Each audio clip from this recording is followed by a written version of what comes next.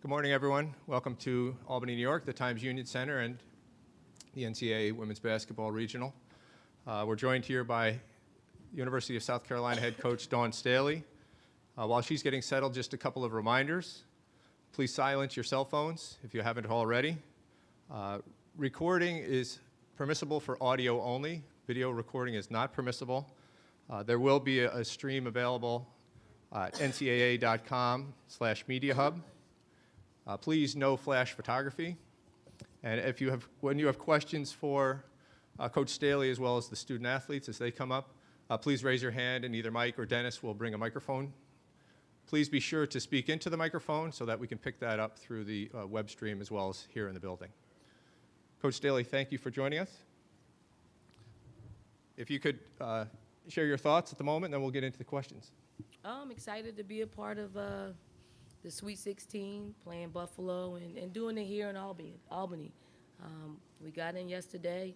City seems pretty popping, although I haven't been a part of it, but just coming from the hotel to here and coming into the arena, just getting really excited about what's going to take place tomorrow morning. Thank you. Questions up here in the front on the right? Dawn, is a kind of a tough adjustment to be able to be playing so early tomorrow morning at 11:30 instead of an afternoon or evening tip? Well, I mean, we had a few days in between having a late start on Sunday and now. We practiced a little bit earlier yesterday just to, make sure that our bodies can adjust to playing early. Once and we knew in plenty of time to, psychologically prepare for it. So I think our players, they just said today it seems like a really long time since we last played. So they're chomping at the bit to get out there and play a little bit. One reminder for the media, if you do have questions, please identify yourself as well as your affiliation. Tim in the back to the left. Hi, Dawn. Tim Wilkin from the Albany Times Union. Your thoughts on Buffalo, and are they a team that can play with a little less pressure because they're the lower seed?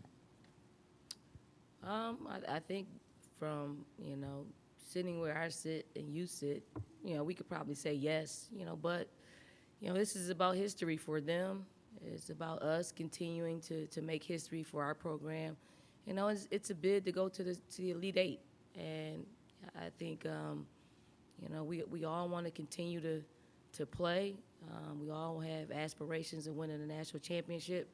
When the ball is, tipped up, I think it's anybody's game at that point. I don't think our kids are playing with any extra pressure. I think the pressure is what you put on yourselves. Obviously we hope to put a little bit of pressure on Buffalo with our defense and ability to kind of control the tempo of the game. Up here in front on the left. Jerry? Hi, Dawn. Jerry Longman with the New York Times. With all the top remaining teams having, tall post players, do you think that may be the determining factor of who will eventually win the national championship, is how the bigs play? And could you also talk just a little bit about the evolution of Azurá Stevens' game from being strictly a perimeter player to an inside player as well? Well, I would say this, in order for you to win and continue to win in this tournament is guard play. There's somebody that has to get the poster ball, and obviously they do have to dominate when they get it.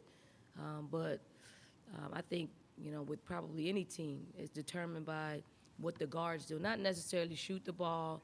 They have to facilitate, and they have to, understand what's a good shot, what's bad shot, what, where the ball needs to go. So the decision makers are the guards.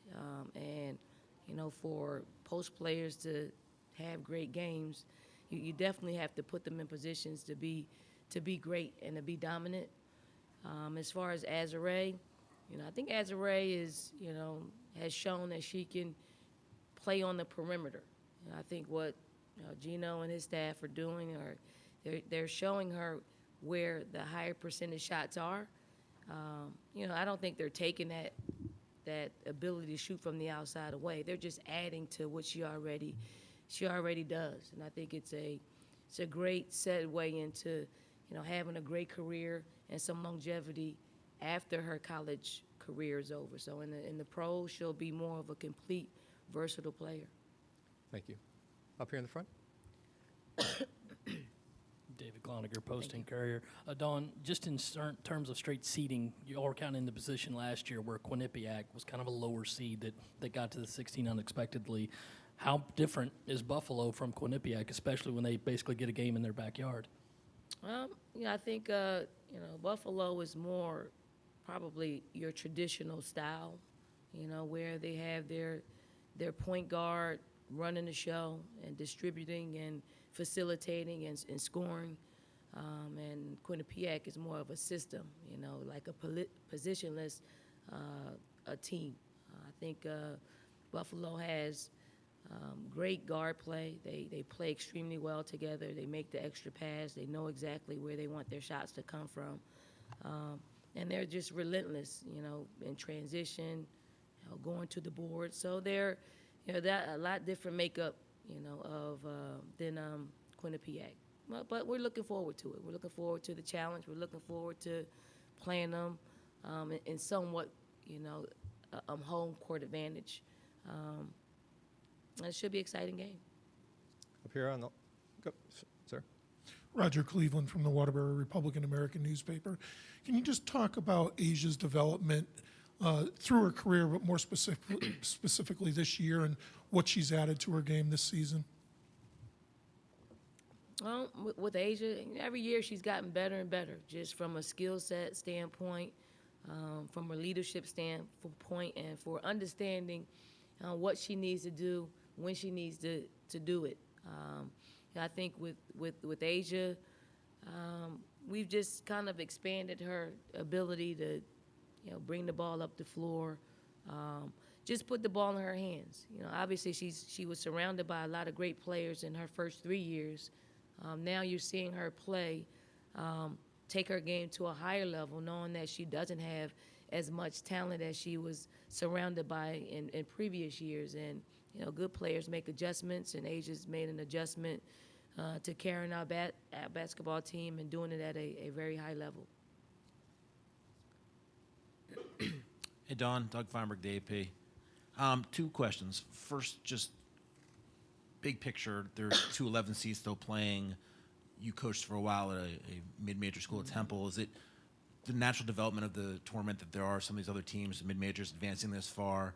Second question, unrelated, is Champ didn't make the trip for you. Is any reason you didn't feel like bringing him up here to Albany?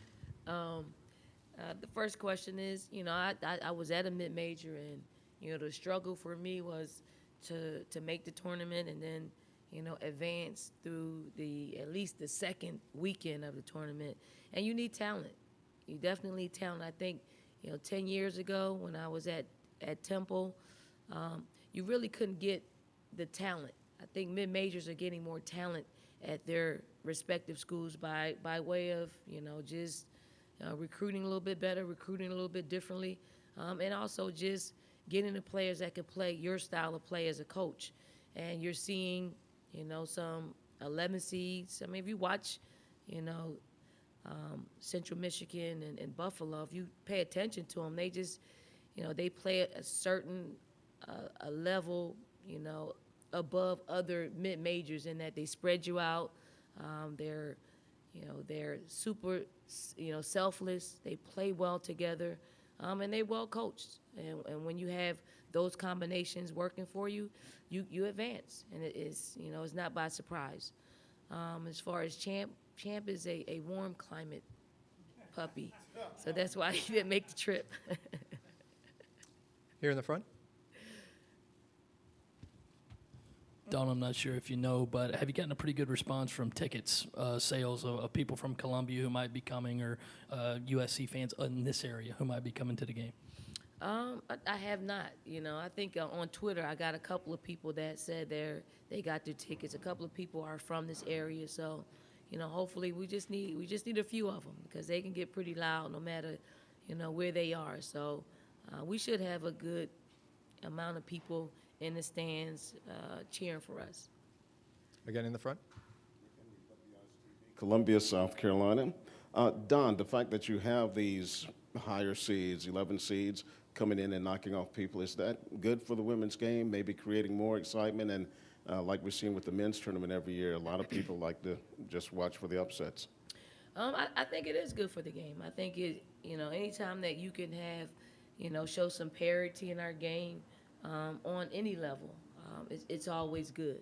The fact that Buffalo and Central Michigan are here playing in the Sweet 16 says it gives other coaches hope, that to keep on coaching. It gives them a little boost of energy to know that it can happen.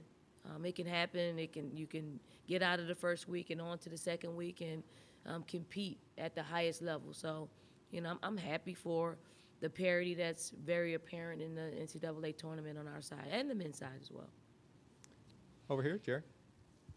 Dawn, to follow up on Doug's question, you said that mid-majors were recruiting a little differently. Could you sort of expound on that a little bit, please? Yeah, if you look at Buffalo, they have a lot of international players on their roster. And sometimes you have to go that route in order for you to, to get some quality players. Because, when it's all said and done, you think it's a fair game, whether you're coaching in the Power 5 or a mid-major.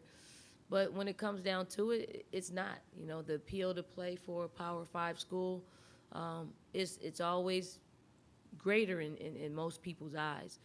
So some coaches prefer to go, a different route, and it's works for them. Obviously, if we could recruit internationally, I would welcome international players on my team as well. It seems like that's the route we need to go because we keep losing out as well, even being a Power 5 school.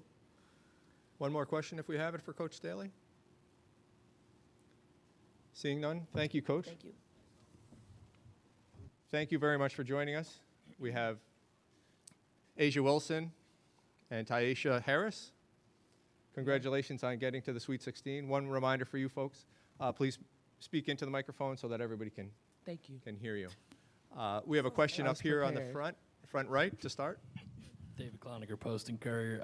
Ladies, you kind of were in this situation last year with a lower seed getting to the Sweet 16 like Quinnipiac. What's the main difference between Quinnipiac and Buffalo? Asia? Oh, man. I think Buffalo's a lot more aggressive. Any shot's a good shot to them, so that's kind of hard to defend because you never know when the ball's going to go in the air. They're quicker, but I think something that they're very similar is their energy.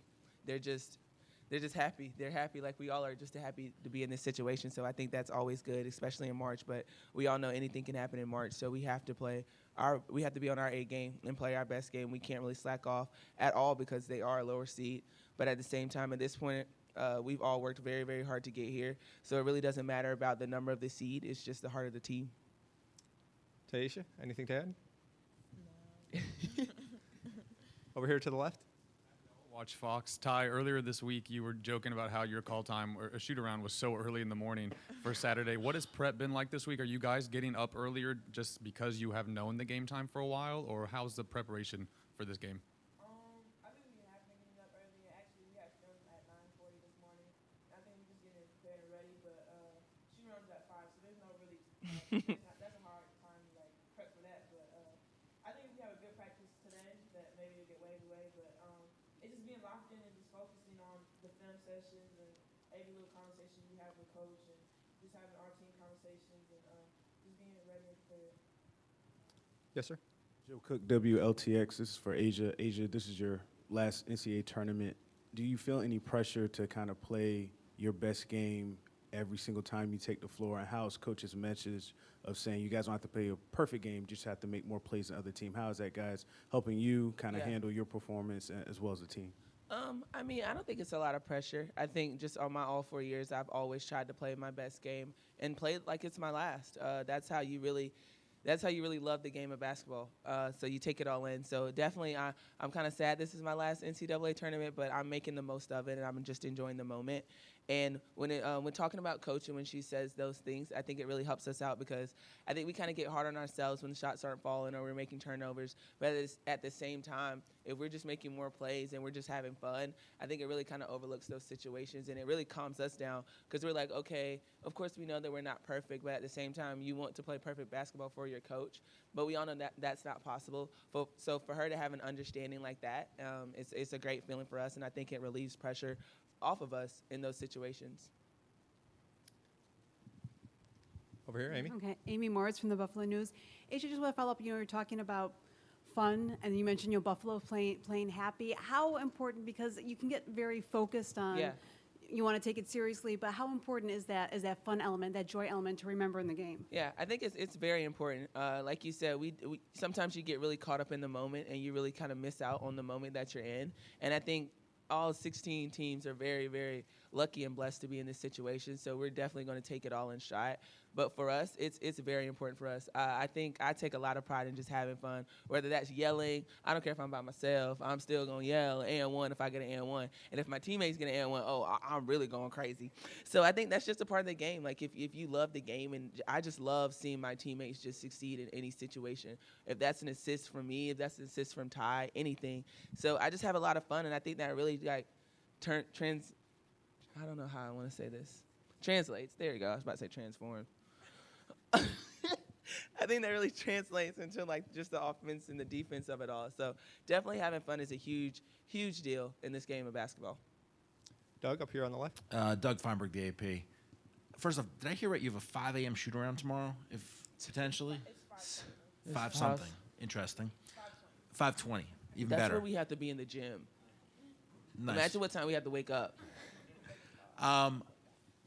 So my other question is, obviously your relationship with Dawn is well known, and you guys joke around all the time. Yeah. But 4 years now, I mean, how does this all come together that you are as close as you are? I mean, every coach is close with the players, but just, I mean, you guys have fun every time you're together, it seems. Yeah. I think we really kind of formed this relationship, I think, over a summer. She was my coach for USA, and it was kind of us one-on-one, and I think that's when we really became close. And just, Coach Staley's a coach that you can talk to her about anything, and that's what I really enjoy about her. And she's like my mom away from my mom, honestly, and I guess we're all her daughters, so she treats me like a daughter. I treat her like a mom, so we argue a lot. We probably argue more than we have fun. I'm glad that you see the have fun part more. But we probably yell at each other.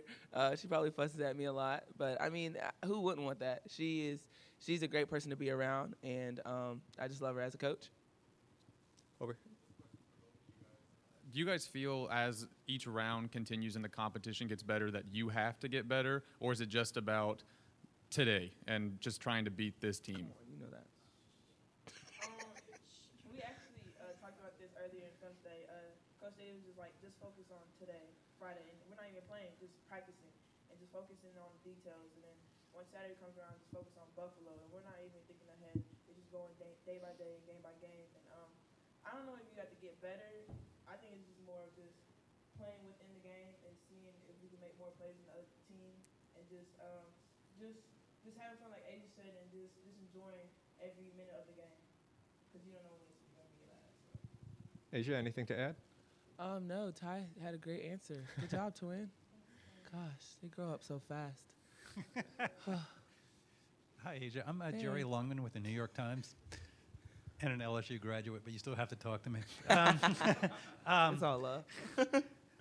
When you chose South Carolina 4 years ago, did you even have a backup school? Was UConn your second school or not? And why did you? What was the choice? And I'd like to ask you a follow-up after. Yeah. That, please. I did not have a backup school. My final schools were USC, North Carolina, Tennessee, and UConn. That was my list, and they were all pretty equal. And I don't know. I really didn't have a backup school. It was really just kind of South Carolina was just the best fit for me, and my family, of course, had a huge role in that. My parents helped me out in that situation. So yeah, I didn't really no backup school. Honestly, it wasn't like a number two. It wasn't like a choices between this and this. So yeah. Was it Dawn that attracted you most, or was it the chance to build your state school that hadn't been a great power into a great power, or? I think it was a mixture of both. Honestly, Coach Staley was recruiting me when I was on the bench. Like she didn't play at all. So that I kind of always recognized that out. She was always there for everything. She really went out of her way. She wasn't really the coach that was always like, call me or like text me, blowing up my phone. So I kind of I kind of enjoyed that. And also just watching her change the program around, I really wanted to be a part of something like that to do, and it just so happened to be in my hometown. And just to be a part of that, and just to change a program, and just to be in history books now, it was just it was something that I really wanted to be a part of. It's tough to change a program around. I mean, like Coach would always say, there's been SEC teams that probably hated coming to South Carolina in the past. It was just like, man, we got to go play South Carolina. Like, come on, there's not even like 100 people in the stands. But now it's like we're a powerhouse in the SEC. Like, this is us. So just to be a part of it and just of the journey and just be in just the history books like that, it was just a great thing. Any additional questions for our student athletes? One over here on the right-hand side. Kind of a follow-up, Adrian, you were saying you and Don argue, and I know after games you guys do have those many conversations. What were those conversations like? What were they about, and how have they made you a better player? They'll just be about anything. It could be just me apologizing for a bad play that I had, or just saying, you know, you got a double-double tonight, like stuff like that. It's just the mini conversations that we have. I just take a lot of pride in it because it's something special. Like, it's very rare that you come across a coach that just like is just so open like she is. She's really open and honest with everything that she does. And I just really enjoy those conversations because, I mean, they're coming to an end, of course. Oh, my God, I'm going to miss her so much. But at the same time, they just really help me out because she knows the game so well. And she tells me in not just a coaching form, but just like in a parent form where I could really understand that. And I really appreciate for those things that she's done and just taking the time and talking to me because, you know, it's kind of tough. It's tough. Sometimes I feel pressure, but she definitely kind of is always there to kind of say, you know, it's going to be okay. Ladies, thank you for joining us. Good luck tomorrow.